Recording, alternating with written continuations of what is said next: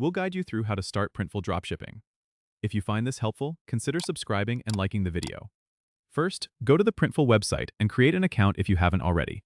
Once you're logged in, you need to connect your online store.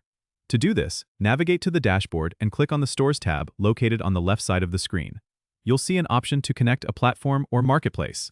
Click on it, and you will be presented with a variety of platforms that Printful supports, such as Shopify, Etsy, WooCommerce, and more. Choose the platform where you want to set up your store.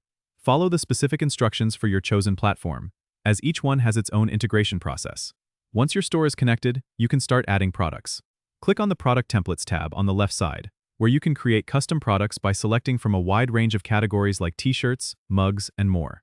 Use Printful's Design Maker to upload designs or create new ones. After designing, save your product template and add it to your store by selecting Add to Store and choosing the store you've connected. Set your pricing and product details carefully.